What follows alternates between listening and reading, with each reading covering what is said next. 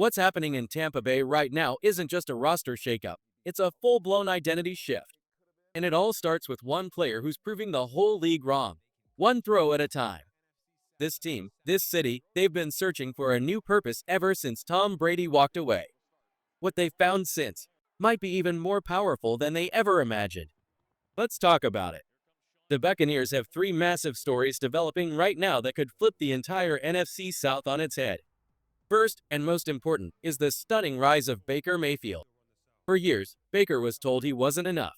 Too fiery, too emotional, too unpredictable. Every team he played for tried to change him. Cleveland told him to grow up. Carolina gave him 6 games, then gave up. Even when he played through a torn shoulder, they still didn't believe he was the guy. But Tampa Bay, they did something no other team was willing to do. They told him to be himself. And that changed everything. When Baker walked into that building for the first time, he felt something different. There was trust. There was belief. The message from the front office and coaching staff was clear. You don't need to fit into a box. You don't need to pretend. Just bring your fire, your voice, your passion, and lead. And when a player like Baker, who plays with raw emotion and heart, is given that kind of freedom, you get magic. You get results like 41 touchdown passes, tied for second in the NFL. You get 4,500 passing yards, third in the league. You get a 106.8 passer rating, top 4 among all quarterbacks. Those aren't just numbers. They're a message to every team that gave up on him. You were wrong. The Bucs didn't just find a quarterback, they found their identity. Because Baker isn't just leading this team, he's changing the culture. He's reminding the locker room that fire, grit, and attitude still matter. That being real still works. And that sometimes, all a player needs is a franchise that actually believes in him.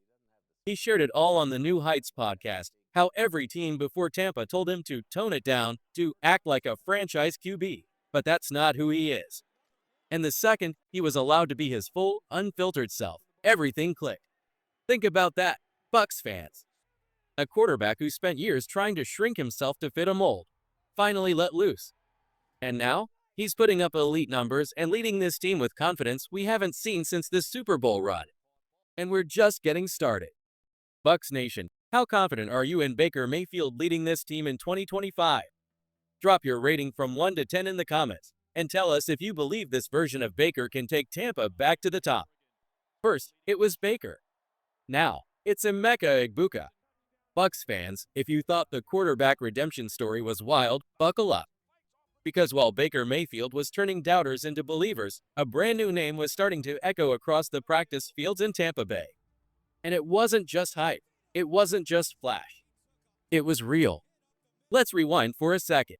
ESPN's most recent rankings, built by coaches, scouts, and league insiders, placed Baker Mayfield as the 10th best quarterback in the NFL heading into 2025. Let that sink in. 10 years ago, if you said that same Baker, the one cast off by Cleveland, Carolina, and the Rams, would one day crack the top 10, they'd laugh you off the airwaves. But now, nobody is laughing. Baker said it best. When the lights come on, I'm going to do it. And when I walked into Tampa, they told me to just be myself. It felt like home from the start. Home. That one word means everything. After years of wandering, Baker Mayfield found his place, and the Bucs showed him they weren't just signing a quarterback. They were investing in a soul. That $100 million deal after the playoff win over Philly? It wasn't a contract. It was a message. We believe in you, the real you. But just as that quarterback renaissance was stealing the headlines, something else started bubbling beneath the surface. A rookie wide receiver. A player nobody expected to move this fast. A guy who walked into one Buc place like he'd already been there for 5 years. Mecha Igbuka. This man isn't just fitting in, he's taking over. In a league where most rookie receivers struggled just to survive camp, Igbuka is commanding attention. From day one of Otis, he looked like a pro, sharp in his routes, calm in his prep, and deadly serious about his role. This wasn't some wide-eyed college kid. This was a technician, a perfectionist, a pro before ever playing a down. And the guys around him, they noticed. Jalen McMillan, another rising talent in the WR room, put it perfectly back in May. He's a pro. He's serious about practice, and he already knows damn near half the playbook. Half the playbook. before camp. Think about that. This isn't a basic offense. It's complicated. It takes veterans months to adjust. And yet, this rookie already had it under control and was asking for more. But memorizing plays is one thing, executing them under fire, that's something else entirely. And that's where Igbuka was turning heads. Day 2 of camp, reporters scrambling for footage, coaches shaking their heads. He was making catches over the middle like a 5-year vet. His footwork? Laser precise. His ability to absorb the system? Off the charts. He didn't just look good, he looked ready. And then came the real praise from QB1 himself.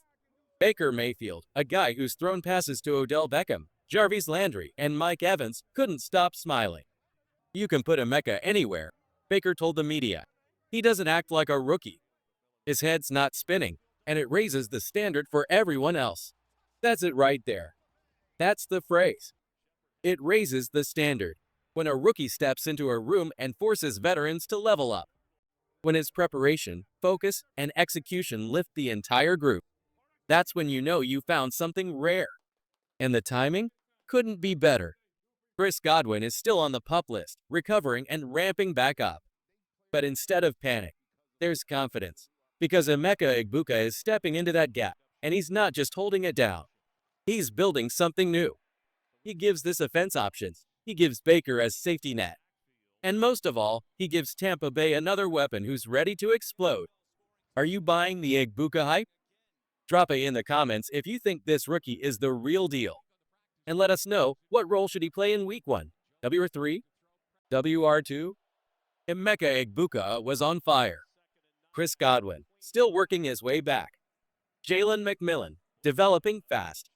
And now Igbuka, a rookie rising faster than anyone expected. On paper, this receiver room looks loaded. Because when you line up Godwin and Igbuka on opposite sides of the field, when both guys can play inside, outside, run the screen game, beat man coverage, and attack zone, good luck, defensive coordinators. Godwin isn't just a slot guy anymore. He can take over games from the perimeter. He's physical, smooth, and deadly in space. Igbuka, same thing. He's already showing the ability to line up anywhere, to stretch defenses horizontally and vertically, to force defenses to guess, and then burn them when they guess wrong. But just as fans were starting to dream about what this offense could become, just as Baker Mayfield was building chemistry with his new weapons, something happened. And it wasn't just a minor problem. It was the kind of thing that could bring everything crashing down. It started with a limp. Tristan Wirfs, the heart of the offensive line, the cornerstone of protection, was recovering from off-season knee surgery. At first, the Bucs tried to stay calm. He's progressing, they said. We'll see where he is by Week 1. But behind closed doors, there was fear. This wasn't just any player. Wirfs has been a wall since the day he was drafted. A freak athlete, a technician, a silent enforcer who's protected every quarterback that's come through Tampa Bay. Without him, everything changes. You can't run deep routes if your QB doesn't have time. You can't run the ball if there's no push at the line. You can't build chemistry if the pocket is collapsing every other snap. And as the offseason rolled into training camp, that fear became real. Tristan Wirfs wasn't ready. And the Bucs' depth chart at offensive tackle, it was starting to look terrifyingly thin. Charlie Heck was next in line. Solid? Maybe. Proven? Not quite. Then came Ben Shuekwa, an undrafted rookie. Lawrence Metz, an international project. Guys with promise, sure, but not who you want protecting your $100 million quarterback when Week 1 rolls around. And then, it got worse. Garrett Greenfield, a key backup tackle, retired, out of nowhere. No warning, no rumors, just gone. One day, he was at practice. The next, he was announcing his retirement. That left the Bucs dangerously exposed. 3 tackles on the roster, 1 recovering from surgery, 2 untested. That's not depth. That's a nightmare. Head coach Todd Bowles didn't sugarcoat it. We've been looking. We're bringing guys in. We haven't settled on one yet. But we know we have to get help. Soon. You could hear the urgency in his voice. Because behind closed doors, the reality was setting in. If Wirfs couldn't go, and if any of these unproven tackles faltered, the entire offense could implode. All the excitement about Baker's comeback, all the hype around Igbuka's rise, None of it matters if the quarterback is running for his life. To their credit, the Bucs didn't sit still. They started calling veterans. George Fant worked out on Tuesday, Chris Hubbard on Wednesday. Names that might not move headlines, but bring something far more important: experience. And in this league, experience matters. You can't just plug in a rookie and hope he figures out how to block Hassan Reddick, Micah Parsons, or Brian Burns. You need grown men. You need battle-tested warriors who faced real NFL pass rushers and survived. This is the fork in the road. Either the team shores up this offensive line fast, or everything they've built, the weapons, the quarterback, the dream, could collapse before it even begins. Just when it felt like the Bucs were standing on the edge of collapse, something wild happened. What looked like a problem suddenly became a blessing in disguise.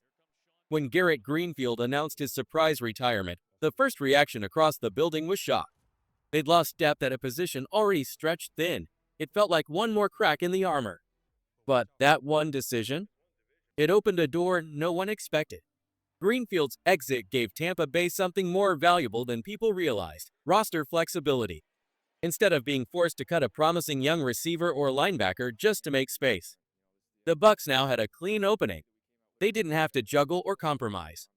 They had a golden opportunity to bring in someone who could truly change everything. Someone they had already started watching closely. Someone the coaching staff had circled quietly. A veteran, a technician, a leader. Not just a stopgap. Not just a body to hold the line. A difference maker. The kind of player who could walk into that offensive line room and instantly raise the standard. Someone with enough wisdom to help the young linemen grow, and enough grit to fight in the trenches from day one. And while nobody outside the building knew what was happening behind the scenes, inside the building, the ripple effects were massive. Baker Mayfield? He felt it first. This wasn't just about protection. This was about confidence. About stepping back in the pocket and knowing someone had his blind side covered. If Baker's going to keep playing like a top 10 quarterback, launching deep shots, extending plays, leading with swagger, he needs to trust the wall in front of him. And this move? It helped build that wall. In Mecha Igbuka, he felt it too. Because a receiver's route doesn't matter if the quarterback doesn't have time to throw. Every second Igbuka buys with crisp footwork and precise separation, worthless if the pocket collapses in 2 seconds. But with this new veteran presence on the line, those routes have a chance to turn into touchdowns. But this wasn't just about a few players. It was about the entire mindset of the organization. Tampa Bay didn't panic. They didn't fold. They adapted. They turned a sudden roster hole into a spark for improvement.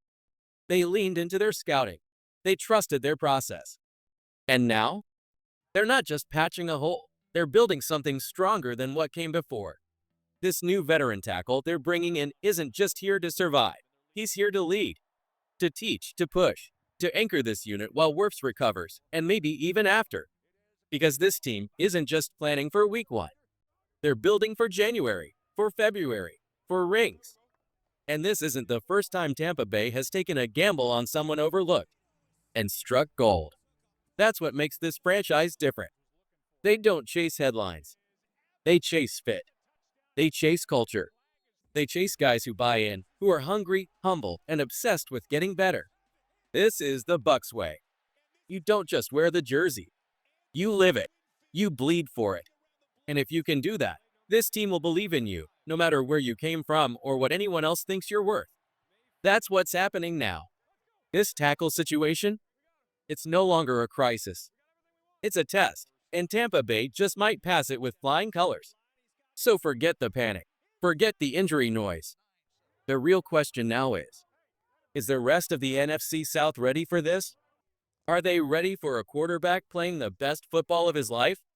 A rookie receiver who looks like a 10-year vet? And now, an offensive line that, through chaos and creativity, might be more dangerous than it's ever been? Because this isn't just about surviving camp. It's about setting the tone for the season. Tampa Bay isn't waiting to see how things shake out. They're making it happen right now.